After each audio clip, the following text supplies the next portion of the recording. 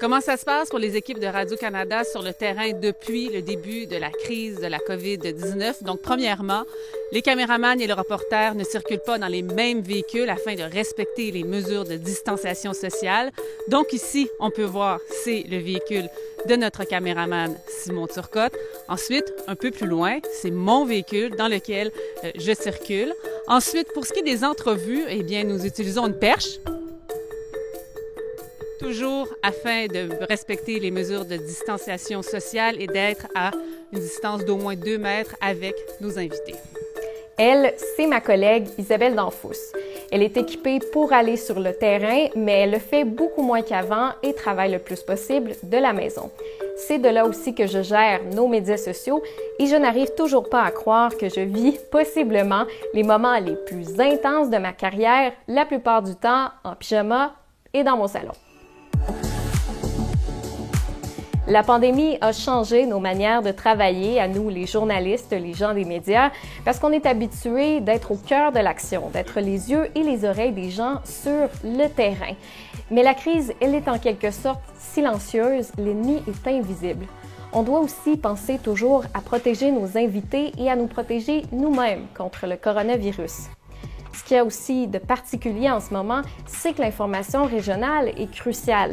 Les gens s'informent plus qu'à l'habitude et ils veulent savoir ce qui se passe chez eux rapidement. On est en mode service public.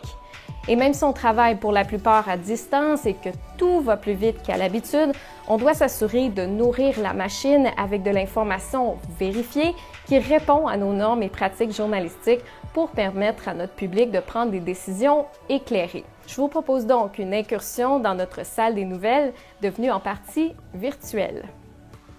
En ce moment, on met vraiment tous nos efforts et notre énergie à couvrir la crise de la COVID-19 et c'est vraiment une crise qui est en constante évolution. On sent vraiment que les nouvelles se succèdent rapidement pendant la journée.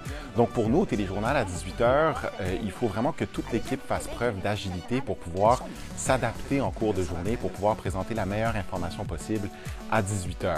Le Téléjournal aussi, c'est vraiment un travail d'équipe et la communication entre les collègues est vraiment importante pendant la journée, elle est essentielle. Et comme beaucoup de gens, on a augmenté le télétravail dans l'équipe aussi, donc on doit maintenir ce lien essentiel à distance avec plus de collègues. Donc, on fait plus de vidéoconférences, par exemple, pendant la journée. C'est vraiment intense, ça va vraiment vite. Mais en même temps, comme journaliste, il y a quelque chose de vraiment excitant là-dedans. Comme journaliste, on veut être là quand la nouvelle se passe, puis là, la nouvelle, elle arrête jamais. À un certain moment pendant cette crise-là, tous les commerces sont fermés. Les grandes industries ont mis à pied du personnel. Nos régions ont été fermées avec des barrages routiers. Il y a eu une éclosion de COVID-19 au pénitencier de Port-Cartier. Tout ça s'est passé en quelques heures. Habituellement, là, cette quantité de nouvelles-là, on en aurait eu pour des semaines. Donc, ça fait en sorte que c'est vraiment intense. Mais comme journaliste, on veut être là. On se compte quand même chanceux d'être là parce qu'il y a plein de journalistes qui ont perdu leur travail, entre autres. Donc, nous, on est là puis on veut donner notre meilleur pour pouvoir informer les gens. Sur le terrain, bien, c'est vraiment ce qui change, c'est la proximité qu'on a normalement avec les intervenants. Instinctivement, automatiquement, lorsqu'on rencontre un intervenant, on s'approche, on lui serre la main. On a dû revoir un petit peu cette approche-là. Oui, on a les médias sociaux, on peut faire des entrevues par webcam, mais je pense que fondamentalement, malgré la crise, il faut continuer d'être sur le terrain, rencontrer des gens tout en respectant justement les mesures de distanciation physique. L'usine de transformation Gagnon et Fils a relancé ses activités ce matin. C'était vraiment une scène futuriste. Il y a quelques mois, on n'aurait jamais pu s'imaginer une telle scène dans une usine de transformation de poissons. Dans un hôpital, oui, ça va d'avoir un masque, une visière et aussi d'avoir un équipement pour détecter la température corporelle. Ce qui est impressionnant, c'est que le cas de l'usine de Gagnon et Fils dans le secteur des pêches, c'est que ça pourrait devenir la norme pour d'autres industries. Être affectatrice à l'ère du coronavirus, en fait, c'est l'équivalent de 2 journées en une. Parce que le matin, on donne bien évidemment toujours les affectations aux journalistes, mais vient le temps que le premier ministre François Legault, à 13h, tient son point de presse quotidien, ce qui fait en sorte qu'on doit toujours réaffecter toutes les équipes parce qu'il annonce toujours des grandes nouvelles et on doit s'adapter. Dans tous les gros événements que j'ai vécus, les journalistes étaient quand même sur le terrain, ils étaient quand même à la station. On peut appeler ça des surcharges de travail, des grosses journées, mais tout le monde était sur place, ce qui fait que le rythme de travail était sensiblement le même, ou du moins la procédure, la façon de faire. Là, c'est la façon de faire elle-même qui est touchée avec les journalistes, une certaine partie des techniciens qui sont à distance. Tout notre fonctionnement est bouleversé et changé. On va moins sur place pour faire les entrevues avec les gens. On fait beaucoup d'entrevues à distance. Donc, techniquement, ça peut être assez lourd parce que, oui, il faut prendre contact avec l'intervenant à l'appelant, par exemple, mais après, il faut s'assurer que nos moyens techniques fonctionnent. Autant moi, chez moi, que l'intervenant chez lui.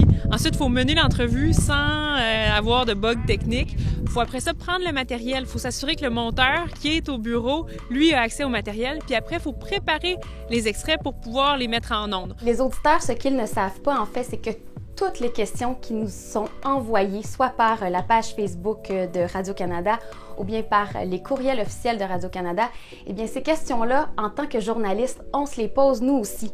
Donc, inquiétez-vous pas, on les pose aux gens concernés. Le seul petit problème, c'est qu'on n'a pas malheureusement de petits passe-partout qui nous permet d'avoir des réponses dans l'immédiat. Surtout en période de coronavirus, les institutions gouvernementales sont extrêmement en demande. On doit donc toujours passer par les porte-paroles officiels pour poser nos questions et donc avoir les réponses. Dans notre couverture, c'est vraiment important de garder en tête que cette crise-là bouleverse des vies en ce moment. Il faut faire notre travail avec beaucoup de sensibilité. Il faut être sensible à cette réalité-là, aux inquiétudes des gens, aux moments difficiles qu'ils vivent. Mais je trouve aussi que dans notre couverture, c'est important aussi de parler des histoires de solidarité qu'on voit et qui naissent de cette crise-là, des gens qui se mobilisent pour leur communauté. Comme au téléjournal, on essaie sur les médias sociaux d'équilibrer notre contenu pour offrir aussi du positif et du réconfort à nos abonnés. Les médias sociaux sont devenus un de nos moyens de communication principaux avec notre public parce qu'en ce moment, nos pages connaissent une affluence sans précédent. Il faut dire que les gens sont pour la plupart à la maison. Ils ont le temps de commenter sur nos articles et de nous poser des questions. On essaie de leur répondre le plus humainement possible et aussi de participer aux conversations parce que ça fait partie de notre rôle en période de crise. Mais c'est aussi un défi parce qu'on doit s'assurer que toutes les interactions qui ont lieu sur nos pages sont conformes à l'étiquette de Radio-Canada et aussi qu'il n'y a pas de fausses informations qui circulent dans les commentaires. Les médias sociaux sont aussi un moyen pendant la pandémie de prendre le pouls des préoccupations de la population parce qu'une grande partie de ce qui se passait avant la crise dans l'espace public se passe maintenant virtuellement. Si vous avez des questions sur le travail de notre salle des nouvelles pendant la pandémie, vous pouvez les poser dans les commentaires. Ici Est du Québec.